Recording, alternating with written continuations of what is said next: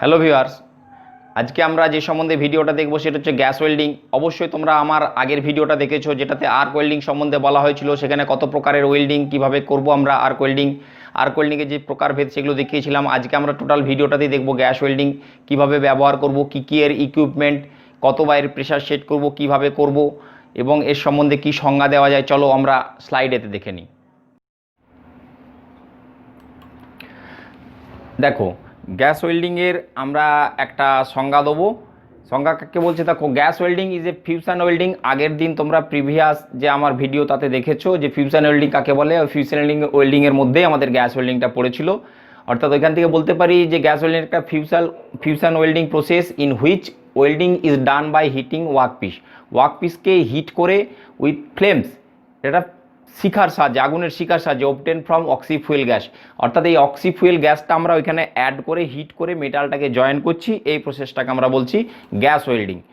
In this process a mixture in proper proportion of such acetylene, hydrogen, coal gas and liquid petroleum gas, যেটাকে আমরা সংক্ষেপে LPG বলি, with oxygen are burn to get flame. অর্থাৎ অক্সিজেনের সঙ্গে হয় acetylene, না হয় হাইড্রোজেন, না হয় কোনো প্রকারের কোল গ্যাস বা এলপিজি গ্যাস আমরা মিক্স করে এই শিখাটা তৈরি করি।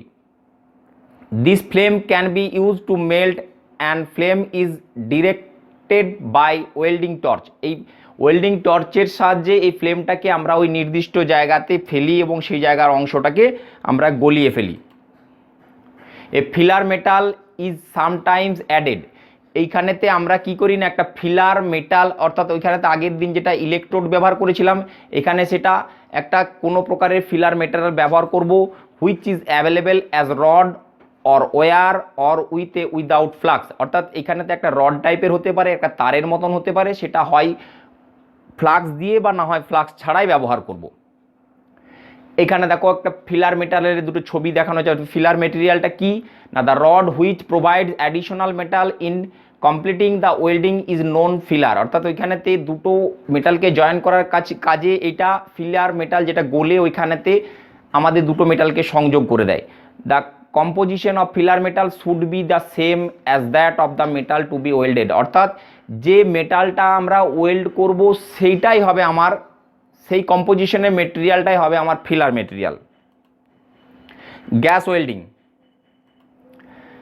না, the temperature generated during the process is 3000 degree centigrade to 3400 degree centigrade. এখানেতে প্রায় 3000 থেকে 3400 ডিগ্রি সেন্টিগ্রেড পর্যন্ত আমরা হিট জেনারেট করতে পারি। When the metal is fuse, যখন মেটালটা গলে যায়, oxygen from the atmosphere and the torch combines with molten metal and forms oxide. অর্থাৎ যখন ওই টর্চের কাছে মেটাল অংশটা গলে যায়, সেখানেতে একটা অক্সাইড ফর্ম করে। কেন, আমাদের বাতাসের মধ্যে অক্সিজেন আছে, যেটা ওইখানে যুক্ত হয়ে গিয়ে অক্সাইড ফর্ম করে, রেজাল্ট ডিফেক্টিভ ওয়েল্ড। এই কারণেতে ওইখানটা ডিফেক্টিভ ওয়েল্ড হিসাবে পরিচিত হয়, যেটা আগের দিনও বলা হচ্ছে অক্সাইডকে আমরা দূরে করার জন্য একটা অ্যাটমসফিয়ার তৈরি করে থাকি। Fluxes are added to the welded metal to remove oxides. এই কারণে আগের দিন ওইখানে কি করেছিলাম, ইলেকট্রোডের পাশে আমরা একটা কোটিং করেছিলাম, যেটাকে ফ্লাক্স বলেছিলাম, ওই অক্সাইড যাতে না হয়, অক্সিডাইজেশন না হয়, সেই কারণে এখানেও আমরা ফ্লাক্স ব্যবহার করব। Common fluxes used are made of sodium, potassium, lithium and borax. অর্থাৎ এখানে যে ধরনের সাধারণত আমরা ফ্লাক্স ব্যবহার করে থাকি সেটা সোডিয়াম হতে পারে, পটাশিয়াম হতে পারে, লিথিয়াম হতে পারে, অথবা বোরাক্স হতে পারে। Flux can be applied as paste. এই ফ্লাক্সটা কী ধরনের হতে পারে, কোনো টাইপের পেস্ট হতে পারে, পাউডার হতে পারে, লিকুইড হতে পারে, বা সলিড কোটিং অফ অর গ্যাসও হতে পারে। অক্সি অ্যাসিটিলিন ওয়েল্ডিং ইকুইপমেন্ট, অর্থাৎ অক্সি অ্যাসিটিলিন ওয়েল্ডিং করতে গেলে কী কী ইকুইপমেন্ট আমাদের দরকার, অর্থাৎ যন্ত্রপাতি লাগে না। প্রথমে 1 নম্বরে আছে অক্সিজেন গ্যাস সিলিন্ডার। দেখো অ্যারো দিয়ে দেখানো হয়েছে যে গ্রিন কালারের পর্যন্ত যে অ্যারোটা সিলিন্ডারটা গেছে সেটাকে বলা হয় oxygen gas cylinder. Next acetylene gas cylinder. Acetylene gas সিলিন্ডারটা দেখো রেড কালার দিয়ে আমরা ওইখানেতে চিহ্নিত করেছি, অ্যারোটা ওইখান পর্যন্ত গেছে। দেখো নেক্সট হচ্ছে অক্সিজেন প্রেশার রেগুলেটর, অর্থাৎ অক্সিজেন সিলিন্ডারের মাথাতেই ঠিক লাগানো আছে, দেখো অক্সিজেন প্রেশার রেগুলেটর। নেক্সট হচ্ছে অ্যাসিটিলিন প্রেশার রেগুলেটর, অর্থাৎ অ্যাসিটিলিন যে আমাদের গ্যাস সিলিন্ডারটা তার ঠিক মাথাতেই লাগানো আছে, দেখো অ্যাসিটিলিন প্রেশার রেগুলেটর। 5 নম্বরে কি আছে, অক্সিজেন গ্যাস হোস, অর্থাৎ অক্সিজেনটা যে পাইপের মাধ্যমে আসছে সেটাকে বলছি আমরা। সাধারণত এটা ব্লু কালারের হয়ে থাকে, এখানেতে আমি গ্রিন কালার ইউজ করেছি, কিন্তু ম্যাক্সিমাম ক্ষেত্রে এটা ব্লু কালারের হয়ে থাকে। অ্যাসিটিলিন গ্যাস হোস যেটা রেড কালারের হয়ে থাকে, দেখো রেড কালারই দেখানো হয়েছে। ওয়েল্ডিং টর্চ অর্থাৎ যেখান থেকে দুটো গ্যাস মিক্সড হয়ে বের হয়, welding torch. Next filler rods অর্থাৎ দুটো মেটালকে জয়েন করতে গিয়ে যে মেটেরিয়ালটা ব্যবহার করব সেটা হচ্ছে ফিলার রডস, দেখতে পেয়েছো। নেক্সট যেটা আছে protective clothing or welders apron, এটা আমি নেক্সট স্লাইডেতে দেখাবো। দেখো এবং ট্রলি ব্যবহার করতে হয়, এটা দেখো নেক্সট স্লাইডেতে দেখাচ্ছি। এখানেতে কোনটা না, এইখানে দেখো এই দুটো সিলিন্ডারকে রাখার জন্য একটা ট্রলি ব্যবহার করা হয়েছে। আর এখানে যে আমাদের পিকচারেতে ভদ্রলোকের গায়ে যেটা আমরা এখানে কভার করিয়েছি সেটাই হচ্ছে এখানে apron. Never wear nylon greasy and torn cloth, অর্থাৎ নাইলনের কোনো জামা কাপড় বা গ্রিজি চটচটে তেল মাখানো কোনো বস্তু বা কাপড় বা কোনো ছেঁড়া যেরকম ঝুলে থাকে আগুনের ফুলকি লেগে জ্বলে যেতে পারে সেরকম কোনো ধরনের জিনিস আমরা পরবো না। Do not use lubricants in any part of the assembly, অর্থাৎ এই সমস্ত যেখানেতে জয়েন্টগুলো করা হয়েছে, যেখানে যেখানে কানেকশন করা হয়েছে সেই সমস্ত কোনো জায়গাতে আমরা কোনো প্রকারের লুব্রিক্যান্ট জাতীয় জিনিস ব্যবহার করব না।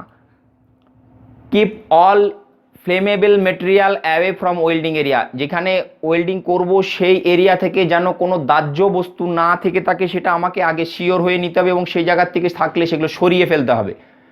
Always wear fire resistant clothes, অর্থাৎ যে জামাটা আমি পরবো সেটা যেন ফায়ার রেজিস্ট্যান্ট, যাতে আগুন সহজে না ধরে যায়। অ্যাসবেস্টাস গ্লাভস, এক ধরনের গ্লাভ পাওয়া যায় ওয়েল্ডিং করার জন্য যেটাকে অ্যাসবেস্টাস গ্লাভ বলা হয়। অ্যান্ড অ্যাপ্রন, এবং যে অ্যাপ্রনটা এখানে ছবিতে দেখানো হয়েছে ওই ধরনের অ্যাপ্রন আমরা ব্যবহার করে থাকি। Do not roll gas cylinder, use a trolley to carry cylinders, কোনো সময় এই সিলিন্ডারগুলো এক জায়গা থেকে আর এক জায়গায় বহন করার জন্য রোল করিয়ে বা গড়িয়ে নিয়ে যেতে পারবো না, এতে আমাদের অ্যাক্সিডেন্টের চান্স থাকে, সেই জন্য সর্বদা আমরা ট্রলি ব্যবহার করব। দেখো এখানে এক প্রকার ওয়েল্ডিং গগলস দেখানো হয়েছে, যে গগলসটা আমরা কিন্তু আর্ক ওয়েল্ডিংয়ের ক্ষেত্রে এটা ব্যবহার করব না। This type goggles is not adequate eye protection for arc welding, এই গগলসটা কিন্তু আবার আর্ক ওয়েল্ডিংয়ের ক্ষেত্রে নয়, এটা শুধু একমাত্র গ্যাস ওয়েল্ডিংয়ের ক্ষেত্রে এই ধরনের গগলস আমরা ব্যবহার করে থাকি। Oxygen and acetylene regulator pressure setting, অর্থাৎ এই অক্সিজেন আর অ্যাসিটিলিন গ্যাসটা মিক্সড করে আমরা ওইখানেতে টর্চে ব্যবহার করব, তার একটা প্রেশার সেটিংয়ের দরকার হয়, কেন কোনটা কতটা মাত্রায় আমাদের দরকার হবে। Regulator pressure may vary with different torch style and tip size, tip সাইজের উপরেও এটা নির্ভর করে।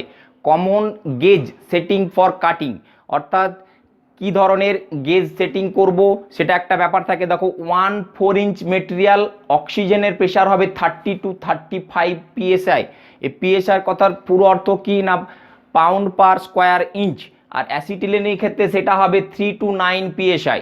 আবার যদি এটা মেটেরিয়ালটা 1/2 ইঞ্চ হয় তাহলে মেটেরিয়ালটার ক্ষেত্রে তখন হবে অক্সিজেন প্রেশার হবে 55 to 85 PSI, অ্যাসিটিলিনের প্রেশার হবে 6 to 12 PSI।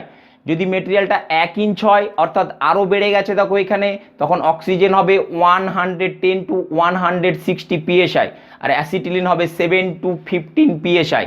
The maximum safe working pressure for acetylene is 15 PSI, এই কথাটা মাথাতে রাখবে, অর্থাৎ যে অ্যাসিটিলিনের প্রেশার বাড়াতে বাড়তে আমি নিশ্চয়ই 15 PSI কে ক্রস করে যাব না।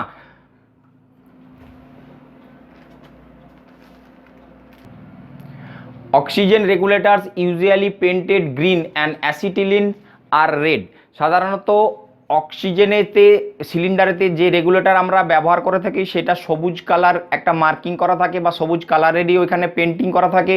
অ্যাসিটিলিনের ক্ষেত্রে যেটা আমরা ব্যবহার করে থাকি সেটা হচ্ছে লাল কালারের হয়ে থাকে। এখানে তোমাদের কিছু কনভারসেশনের জন্য একটা সুবিধা, যে সাধারণত এখন পাউন্ড পার স্কোয়ার ইঞ্চ হয়তো ইউনিটটা না ব্যবহার করা হয়, সেই জায়গাতে আমরা কি ব্যবহার করি কেজি পার সেন্টিমিটার স্কোয়ার, সেটাকে আমরা এটা কনভার্ট করার জন্য তোমাদের সুবিধার জন্য একটা ফর্মুলা দিয়েছি। দেখো 1 PSI is equal to 0.070365958 KG per centimetre square, অর্থাৎ এই 15 PSI কে আমি কনভার্ট করে দেখিয়ে দিয়েছি যে 15 PSI equal to 1.0546 KG per centimetre square, অর্থাৎ ওই সমস্ত যে PSI ইউনিটগুলো আছে তোমার যদি কেজি সেন্টিমিটারে কনভার্ট করার দরকার হয় তুমি কনভার্ট করে নিতে পারবে। দেখো আগেটা যেটা বলছিলাম আগের স্লাইডেতে, যে আমরা অক্সিজেনের সিলিন্ডারের সাথে যে রেগুলেটর ব্যবহার করি তার সেগুলোতে সবুজ কালার করা থাকে। দেখো এখানে সেই সবুজ কালারটা করা আছে। এখানে অ্যাসিটিলিন সিলিন্ডারের সাথে যে আমরা রেগুলেটর ব্যবহার করি সেখানেতে কি থাকে, প্রেসার গেজেতে রেড কালার করা থাকে।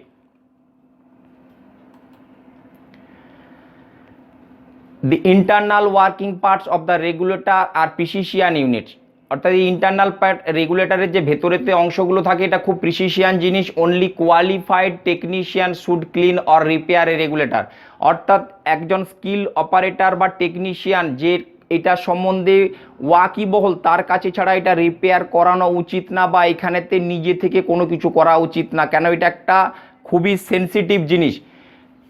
এখানে দেখো প্রত্যেকটা রেগুলেটরে দুটো করে প্রেসার গেজ ছিল, একটা হচ্ছে লো প্রেসার গেজ ওটা যেটা এদিকে আছে, আর একটা হচ্ছে high pressure gauge.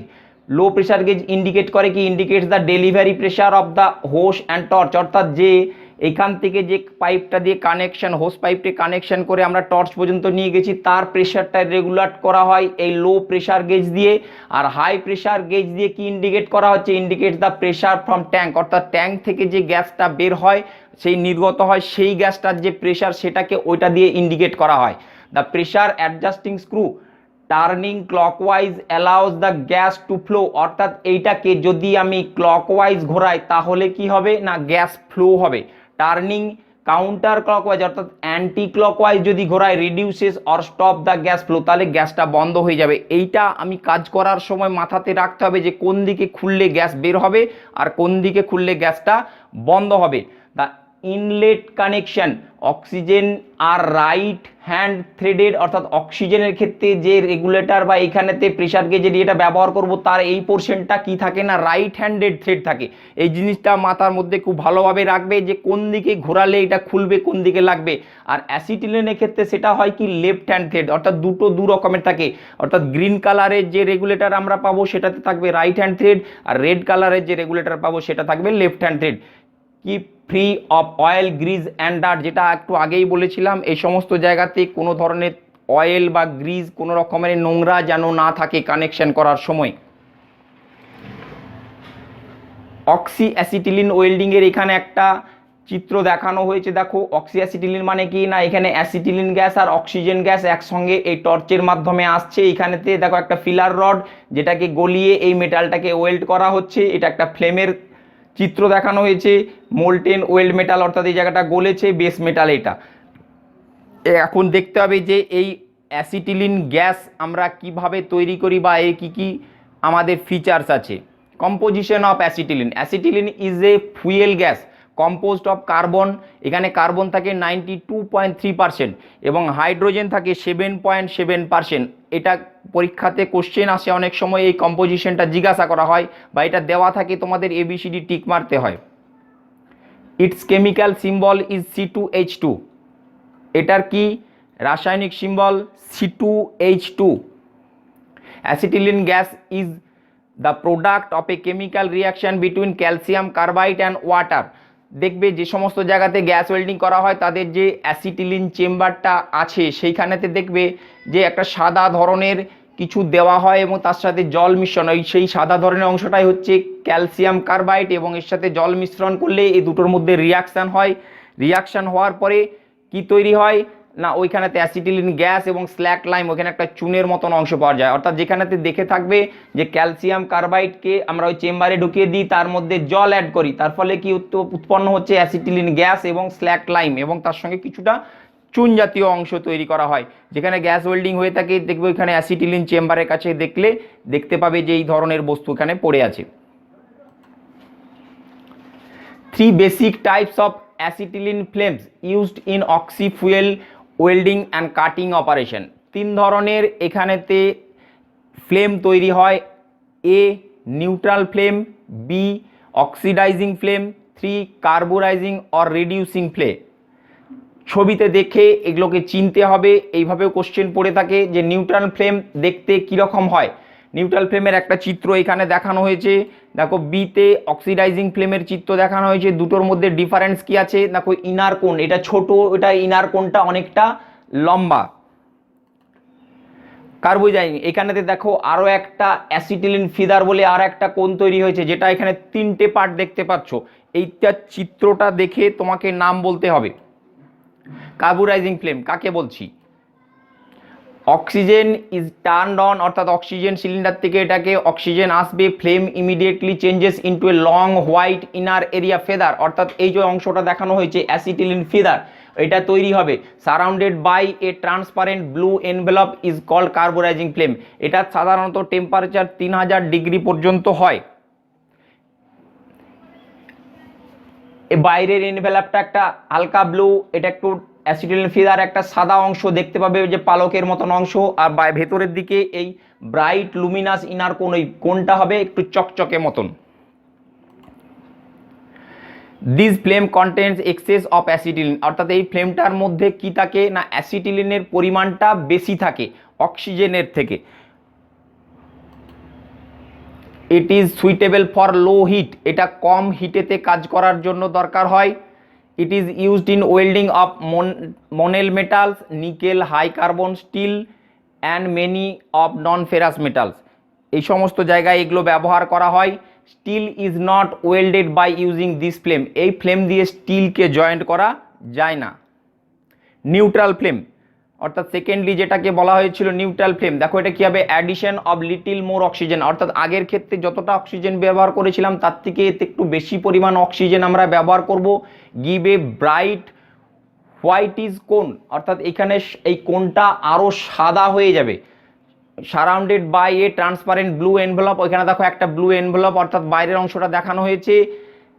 Neutral flame, it has a balance of fuel gas and oxygen, this proportion is 1:1, অর্থাৎ এরপর যে গ্যাসটা দুটো গ্যাস যে বেরিয়ে আসবে, একটা হচ্ছে অক্সিজেন আর একটা অ্যাসিটিলিন, এটা কি প্রপোর্শনে আমরা মেশাবো 1:1, অর্থাৎ যতটা পরিমাণ অক্সিজেন ততটা পরিমাণ হবে অ্যাসিটিলিন। এর টেম্পারেচার সাধারণত 3200 ডিগ্রি সেন্টিগ্রেড পর্যন্ত হয়ে থাকে। Used for welding stills, aluminium, copper and cast iron, এটা কোথায় ব্যবহার করব না এটা স্টিলকে জয়েন করার ক্ষেত্রে aluminium, copper and cast iron এই সমস্ত ক্ষেত্রে এটা ব্যবহার করে থাকি। It has a chemical effect on heated metal, অর্থাৎ এটা আবার একটা কি না ডিসঅ্যাডভান্টেজটা হচ্ছে যদি এটা মেটালটা প্রিভিয়াসলি হিট হয়ে থাকে তাতে যদি এটা ব্যবহার করি তাহলে এটা অক্সিডাইজ হয়ে যাওয়ার চান্স থাকে। Oxidising flame, if more oxygen is added the cone becomes darker and more pointed, দেখো এটা আস্তে আস্তে একদম পেনের রিফিলের মতন সরু হয়ে যাচ্ছে। ইনার কোন যেটা সেটা পয়েন্টেড, কথাটা নিচে লেখা আছে দেখো, অর্থাৎ এবং শিখাটাও আগের থেকে আরো সরু হয়ে যায় এবং তখন একটা সাউন্ড আসে, অর্থাৎ যখন যদি কোনো গ্যাস ওয়েল্ডিংয়ের দোকানে বা কোথাও গিয়ে দেখে থাকবে যখন অক্সিজেনের পরিমাণ আস্তে আস্তে আমরা বাড়াতে থাকি তখন সাউন্ডটাও আস্তে আস্তে চেঞ্জ হয়, অর্থাৎ দ্রুত আমাদের ওইখানে দহন সম্পন্ন হয়। তখন এর রেশিওটা কি হয় না অক্সিজেন ব্যবহার করা হয় 1:5:1, অর্থাৎ অ্যাসিটিলিন 1 আর অক্সিজেন হবে 1:1.5, এই রেশিওটা অর্থাৎ অক্সিজেনের মাত্রাটা এখানে থাকছে বেশি। Has the highest temperature about 3400 degree centigrade, এটাতে সর্বোচ্চ টেম্পারেচার আমি পেতে পারি 3400 ডিগ্রি সেন্টিগ্রেড, অর্থাৎ বেশি তাপমাত্রা, আগের দুটো ফ্লেমের থেকে তাপমাত্রাটা বেশি। Used for welding, brush and ব্রেজিং operation, এটা ব্রেজিং অপারেশনের জন্য এবং ব্রাশের ক্ষেত্রে এটা ব্যবহার করে থাকে। It is harmful for steel because it oxidize the steel, এটা আবার স্টিলকে জয়েন করার ক্ষেত্রে কাজে লাগবে না, কেন আগে প্রিভিয়াসলি এটা হিট হয়ে গিয়ে স্টিলটা অক্সিডাইজড হয়ে যাবে এবং কালার চেঞ্জ হয়ে যায়। দেখো এখানে দু প্রকার টর্চের ছবি দেখানো হয়েছে। প্রথম প্রকার টর্চটা আমরা ওয়েল্ডিংয়ের ক্ষেত্রে ব্যবহার করি, আর এই দ্বিতীয় প্রকারের টর্চটা আমরা কাটিংয়ের জন্য, অর্থাৎ মেটাল কাটিংয়ের জন্য যখন আমরা ওই গ্যাস অক্সি গ্যাস বা অক্সি অ্যাসিটিলিন গ্যাস দিয়ে মেটাল কাটিং করি তখন এই প্রকারের আমাদের কাটিং টর্চগুলো হয়ে থাকে। অর্থাৎ দেখো এইটার অ্যাঙ্গেলটা একটু যেন মনে হচ্ছে যেন বেশি ছড়িয়ে আছে আর এটা 90 ডিগ্রি, অর্থাৎ এই দুটোকে দেখে আমরা টর্চ দেখলে আমরা বলতে পারবো যে কোনটা কোন কাজে ব্যবহার হবে, অর্থাৎ ওয়েল্ডিং টর্চ আর কাটিং টর্চ এই দুটোর মধ্যে বেসিক ডিফারেন্স দেখলে আমরা চিনতে পারবো। The common nozzle size are 1, 2, 3, 4, 5, 7, 10, 13, 18, 25, 35, 45, 55, 70 and 90, অর্থাৎ এই যে নজলের যে সাইজ এর মধ্যে যে রেডিয়াস সেগুলোর একটা এখানেতে মার্কিং করা আছে। দেখো যে কোন ধরনের নজল এবং কোথায় ব্যবহার করব সেটার একটা ছক আমি দেখাচ্ছি। দেখো যে প্লেট থিকনেসের উপরে ডিপেন্ড করছে নজল সাইজ, এবং তার উপরে ডিপেন্ড করছে অক্সিজেন এবং অ্যাসিটিলিন প্রেশার কতটা হবে। প্লেট থিকনেস এখানে যেমন দেখানো হয়েছে 0.8, নজল সাইজ হবে 1, এখান থেকে সেই 1টা আমাদের কাজে লাগছে, এবং ওই ক্ষেত্রে অক্সিজেন অ্যাসিটিলিন প্রেশার কত হবে 0.15 কেজি পার সেন্টিমিটার স্কোয়ার। এই যে প্লেটের থিকনেসটা এটা মিলিমিটারে দেখানো হয়েছে। এরপর এইরকমভাবে দেখো 0.15 অর্থাৎ যেগুলো ইয়েলো কালার করা আছে সেটা নজল সাইজ 7 পর্যন্ত আমরা ব্যবহার করতে পারবো, এবং প্লেট থিকনেস সেখানে 3.2। যেটা গ্রিন কালার করা আছে দেখো অক্সি অ্যাসিটিলিন প্রেশারটা বেড়ে 0.20 তিনটে আছে, সেটাতে নজল সাইজ কত হচ্ছে 10, 13, 18, এবং সেখানেতে প্লেট থিকনেস 4, 5 অ্যান্ড 6.5। দুটো আবার দেখো রেড কালার দিয়ে 0.25, সেখানে 25 আর 35, এখানে কত আছে 8.2 আর 10। নেক্সট আরও দুটো করা আছে দেখো 0.30 কেজি পার সেন্টিমিটার স্কোয়ার, সেটাতে কি আছে না 45 আর 55 নজল সাইজ হবে। আর এইখানেতে প্লেট থিকনেস সেটাতে কত হয় 13 to 19, 13 আর 19, 25-এ হলে তখন নজল সাইজ 70 এসে যায়, আর তখন অক্সি অ্যাসিটিলিন প্রেশার কোথা হয়ে যায় 0.40। ওভার 25 যদি 25-এর থেকেও বেশি হয় তখন কি করি নজল সাইজ 90 ব্যবহার করি, আর অক্সি অ্যাসিটিলিন প্রেশার তখন এসে যায় 0.45 কেজি পার সেন্টিমিটার স্কোয়ার। এই ব্যাকফায়ার অ্যান্ড ফ্ল্যাশব্যাক এটা খুব ইম্পর্টেন্ট জিনিস। তোমরা বাড়িতে যখন গ্যাস ওভেন ব্যবহার করে থাকবে দেখবে অনেক সময় আমরা গ্যাস ওভেন জ্বালানোর সময় আগুন আসলো না, ভেতর থেকে একটা শোঁ শোঁ শব্দ হয়ে গ্যাসটা ভেতরেতেই জ্বলতে আরম্ভ করে, এটাকে আমরা কি বলি ব্যাকফায়ার। না backfire occur when the torch flame burns back into the torch tip and is extinguished with a loud pop, একটা ধপ করে আওয়াজ হয়ে ওটা জ্বলতে শুরু করে। Then they occur either because the torch tip touch the work, ওতে টর্চ টিপটা ওয়ার্কে টাচ করে যাওয়ার জন্য হতে পারে, or because of insufficient gas pressure, অর্থাৎ গ্যাসের যে প্রেশারটা আমাদের ইউজ করা উচিত ছিল সেটা আমরা ব্যবহার করিনি, সেই কারণেও হয়ে থাকতে পারে। দে আর জেনারেলি হার্মলেস, এটা সাধারণত খুব একটা ক্ষতিকারক নয়। হাউএভার ব্যাকফায়ারস ক্যান টার্ন ইনটু ফ্ল্যাশব্যাকস, যদি এই ব্যাকফায়ারটা ফ্ল্যাশব্যাকেতে কনভার্ট হয়ে যায় তখন কিন্তু এটা বিপদের হতে পারে। When this happens the popping sound turns into whistle as the gases burn back through the tip and torch head, অর্থাৎ একটু আগে যেটা বলছিলাম যে গ্যাস ওভেনের ক্ষেত্রে থেকে ভেতর দিকে গ্যাসটা জ্বলছে এবং একটা শোঁ শোঁ শোঁ করে একটা বিশাল শব্দ হয় হুইসেল বাজার মতন করে, এটা কিন্তু ডেঞ্জার। কেন না বলছে ইফ নট স্টপ, এটা যদি সঙ্গে সঙ্গে আমরা বন্ধ না করি the fire can travel through the damage the torch hoses and explode the cylinder, অর্থাৎ ওই গ্যাসটা ভেতর দিকে যেতে যেতে হোসেসের মাধ্যমে অর্থাৎ পাইপের মাধ্যমে যেতে যেতে সিলিন্ডারকে বাস্ট করিয়ে দিতে পারে। A common inside diameter of oxyfuel gas hose is 1/4 inch if you calculate the volume of 100 feet of hose, যদি এটা 100 ফিটের একটা হোস আমরা ব্যবহার করি আর 1 ফিট 1/4 ইঞ্চের যদি ওটা ডায়ামিটার ধরি, তাহলে এখানে বলছে যে should oxygen enter the fuel gas hose and should be fuel gas enter the oxygen, অর্থাৎ অক্সিজেন আর ফুয়েল গ্যাস দুটো মিশে গিয়ে পরে এ mixed gas explosion with the force potential of 20 sticks of dynamite, অর্থাৎ ওইটা মিশে গিয়ে যে একটা বাস্ট হবে সেটা কি হবে দুটো ডিনামাইট 20টা ডিনামাইট স্টিককে একত্র করে বাস্ট করলে যেরকম হবে সেই ধরনের এক্সপ্লোশন এই জায়গাতে হবে। অর্থাৎ এটা খুবই আমাদের সাবধান হওয়ার প্রয়োজন যে ফ্ল্যাশ ব্যাক যেন কোনো মতে না ঘটে। ব্যাকফায়ারসটা যত না বেশি আমাদের কাছে খতরনাক হতে পারে তার থেকে বেশি আমাদের কাছে ফ্ল্যাশ ব্যাকটা আমাদের কাছে ক্ষতিকারক। Check valves and flash back arrester help prevent this, এটার জন্য সাধারণত অ্যারেস্টার ফ্ল্যাশব্যাক অ্যারেস্টার পাওয়া যায় যেটা আমাদের রেগুলেটরের পরেই এটাকে ব্যবহার করা হয়। Gas cutting, ferrous metal is heated into red hot condition and a jet of pure oxygen is projected অনটু the surface, অর্থাৎ কি হচ্ছে প্রিভিয়াসলি মেটালটাকে আমরা হট করে নিয়ে তারপর ওইখানেতে বেশি পরিমাণ অক্সিজেনকে চালনা করি হুইচ র্যাপিডলি অক্সিডাইজ, যেটা খুব দ্রুত আমাদের অক্সিডাইজ হয়ে যায়। Oxide having lower melting points, তখন মেল্টিং পয়েন্টটা কমে আসে নিচের দিকে নেমে আসে, then the metal melt and are blown away by the force of the jet, তখন ওই জেটের প্রেশার দিয়ে ওই জায়গার যে গলে যাওয়া অংশটাকে সরিয়ে দিই টু মেক এ কাট, অর্থাৎ তখনই ওটা মেটালটা আমাদের দ্বিখণ্ডিত বা কাট করতে সুবিধা হয়ে থাকে। Fast and efficient method of cutting steel to a high degree of accuracy, এটা একটা হাই ডিগ্রি অ্যাকিউরেসির প্রয়োজন হয়। Torch is different from welding, এটা ওয়েল্ডিংয়ের থেকে আলাদা টর্চ হয়, সেটা আগের ছবিতে তোমাদেরকে দেখিয়েছিলাম যে ওয়েল্ডিং টর্চ আর কাটিং টর্চ দুটোর মধ্যে ডিফারেন্সটা কী। Piercing and gouging are two important operation, অর্থাৎ এইখানে দু ধরনের অপারেশন সাধারণত খুব ইম্পর্টেন্ট বা গুরুত্বপূর্ণ হয়, সেটা হচ্ছে পিয়ার্সিং আর একটা হচ্ছে গাউজিং। পিয়ার্সিং জিনিসটা কি না, একটা বড় ধরো এখানে এটা একটা টোটালটা একটা মেটাল, এখানেতে আমি একটা ছোট্ট এখানে হোল করব, তো সেইটাকে আমরা বলছি পিয়ার্সিং। অর্থাৎ একই জায়গাতে টর্চটাকে ধরে মেটালটাকে গলিয়ে নিচের দিকে নামিয়ে দেবো, সেটাকে বলবো পিয়ার্সিং। গাউজিংটা কি না, ওই জায়গাতে আমরা যদি কিছু কি করি না মেটালটাকে ডিসপ্লেসমেন্ট করে সরিয়ে আসি, সেটাকে আমরা বলবো গাউজিং।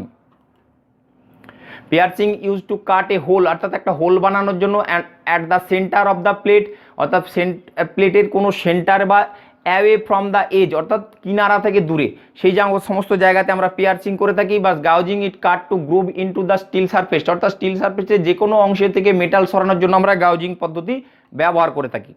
দেখো এখানে গ্যাস কাটিংয়ের দুটো ছবি দেখানো হয়েছে, প্রথমেরটা আছে অটোমেটিক গ্যাস কাটিং, দ্বিতীয়টা আমরা বলছি ম্যানুয়াল গ্যাস কাটিং। অর্থাৎ এখানেতে একজন এটাকে ধরে রাখছে আর এখানে অটোমেটিক মেশিনের সাহায্যে ওটা যাতায়াত করে পরে সেই জায়গাটাতে গ্যাস কাটিং হচ্ছে।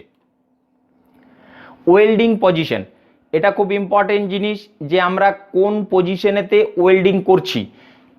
দেখো এখানে একটা অ্যারো দিয়ে দেখানো হয়েছে, অর্থাৎ প্রথমেরটা আমরা কি না ফ্ল্যাট পজিশন বলছি, দ্বিতীয়টাকে হরাইজন্টাল পজিশন, তৃতীয়টা ভার্টিক্যাল পজিশন আর চতুর্থটা ওভারহেড পজিশন। অর্থাৎ যত ফ্ল্যাট থেকে ওভারহেডের দিকে যাচ্ছি তত আমাদের কাছে এটা জানবে ওয়েল্ডিং করতে বা এইভাবে করতে অসুবিধার সম্মুখীন হতে হয়। অর্থাৎ ফ্ল্যাটে ওয়েল্ডিং করতে যত সুবিধা, ওভারহেডে করতে ঠিক ততটাই বেশি অসুবিধা। অর্থাৎ যতটা প্রসেস আমরা ডান দিকে সরে যাচ্ছি ততটা আমাদের কাছে ওয়েল্ডিং করাটা টাফ ব্যাপার হয়ে আসে। ওয়েল্ড ডিফেক্টস, ওয়েল্ডিং করার সময় যে সমস্ত ডিফেক্টের সম্মুখীন বা ত্রুটির সম্মুখীন আমরা হয়ে থাকি সেগুলো কি কি, আন্ডারকাটস বা ওভারল্যাপস। অর্থাৎ এই জায়গাতে কি হচ্ছে, ঠিক টাইমে আমরা টর্চটা সরাতে পারিনি, দু সাইডের মেটাল গলে গেছে এবং ফিলার মেটেরিয়াল এই জায়গাতে জমা হয়ে গেছে, তার ফলে এটা আন্ডারকাট তৈরি হয়েছে। বা ওভারল্যাপস, এইখানেতে কি হয়েছে, সরাতে পারেনি, বেস মেটাল গলেইনি, এইখানেতে ফিলার মেটাল গলে আমাদের জমা হয়ে গেছে, এই প্রকারের ত্রুটি একটা হয়ে থাকে। দ্বিতীয় হচ্ছে গ্রেন গ্রোথ, অর্থাৎ কি হচ্ছে না a wide delta T will exist between base metal and has preheating and cooling methods will affect the brittleness of the metal in this region। অর্থাৎ ভেতরেতে এই সমস্ত ওয়েল্ডিং জায়গাতে ভেতরেতে কোথাও একটা বড় সাইজের মেটাল গ্রোথ হয়ে গেছে, যেটা সাইডে আমাদের ওয়েল্ড পুলটা জমা হয়েছে, তখন এটাকে গ্রেন গ্রোথ বলা হয়। ব্লো হোলস কি না ভেতরেতে কোনো এয়ার গ্যাপ তৈরি হলে আর ক্যাভিটিস মানে হোল বা গর্ত, caused by gas entrapment during the solidification of the weld puddle, prevent by proper weld technique even temperature and speed.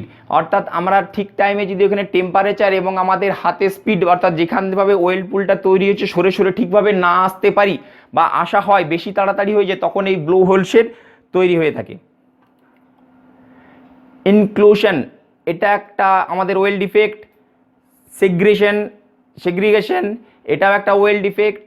Porosity, এগুলো প্রায় একই ধরনেরই জিনিস। দেখো আগে যে তিনটেকে বলেছিলাম, ইমপিউরিটিজ আর ফরেন সাবস্টেন্স, অর্থাৎ যে জায়গাটা আমরা ওয়েল্ডিং করছি সেই জায়গাটা ঠিক মতন যদি ক্লিনিং না করি, সেই জায়গাতে কোনো ইমপিউরিটিজ, অর্থাৎ যে মেটাল দুটোর মধ্যে ওয়েল্ড হচ্ছে সেছাড়া দ্বিতীয় কোনো বস্তু বা মেটালের উপস্থিতি থাকে, তখন এই ইনক্লুশনটা হয়ে থাকে। Has the same effect as the crack, ওইখানেতে কী ঘটনা ঘটে থাকে, সেই জায়গাটায় ক্র্যাক হয়ে যেতে পারে।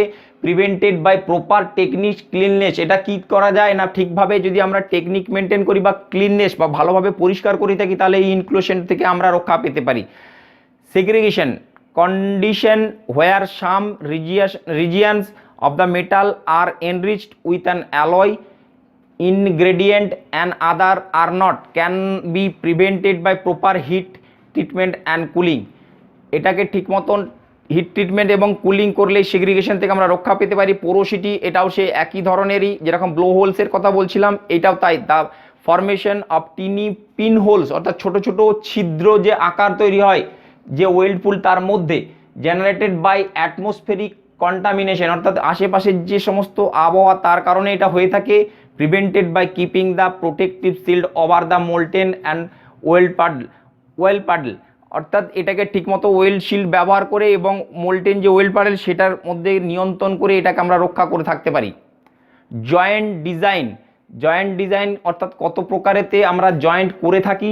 1 নাম্বার দেখাচ্ছি, দেখো এখানে but joint, strap joint, fillet joint, lap joint, corner joint. এই ছবিগুলো খুব ভালো করে মনে রাখবে, পরীক্ষাতে এই ধরনের ছবি দিয়ে জিজ্ঞাসা করা হয় এটা কোন ধরনের joint. Example of welding symbol, এখানে কিছু ওয়েল্ডিং সিম্বল আমরা দেখাচ্ছি, সেই ওয়েল্ডিং সিম্বলগুলো পরীক্ষাতে জিজ্ঞাসা করা হয়। Geometry symbol for V group, অর্থাৎ এটা ভি গ্রুপের একটা সিম্বল দেখানো হয়েছে। ওয়ান সাইডেড ওয়েল্ডেডস আর ম্যাক্সিমাম 80 ডিগ্রি এফিসিয়েন্ট, অর্থাৎ যদি এই মেটালটার এক সাইডে ওয়েল্ডিং করি দেখি তখন সেটা আমাদের 80% এফিসিয়েন্সি দেখায়, যদি দু সাইডে এটা আমরা ওয়েল্ডিং করি তখন এটা 100% এফিসিয়েন্ট বলে আমরা গণ্য করে থাকি। এবং এই যে দেখো থিকনেস, এই ওয়েল্ড পুলের থিকনেস কত, সাধারণত 1/2 ইঞ্চ পর্যন্ত হয়ে থাকে। এটা দু সাইডে ভি এর কথা, অর্থাৎ দু সাইডে গ্রুপের কথা বলা হয়েছে, তাই এটা সিম্বলটা ওইভাবে হয়ে থাকে। ওয়েল্ড সিম্বলস বাট জয়েন্টসের ক্ষেত্রে কীরকম ওয়েল্ড সিম্বল হয়ে থাকে, এটা স্কোয়ার গ্রুপ, এটাকে বলা হচ্ছে স্কোয়ার গ্রুপ। তার সিম্বল কীরকম হয়, ওয়েল্ড সিম্বল ওই রকমই প্যারালাল দুটো লাইনের মধ্যে দেখানো হয়। ভি গ্রুপ, অর্থাৎ ওয়েল্ড সিম্বল কী হবে, ভি এর মতন দেখতে হবে, মেটাল দুটো জয়েন্ট কীরকম হবে এই প্রসেসে হবে। বিভেল গ্রুপ, অর্থাৎ দেখতে এখানে একটা দেখো একটা লাইন 90তে আছে, পরেরটা কি আছে, পরেরটা আছে ভি আকারেতে, এটাকে বলা হয় বিভেল গ্রুপ।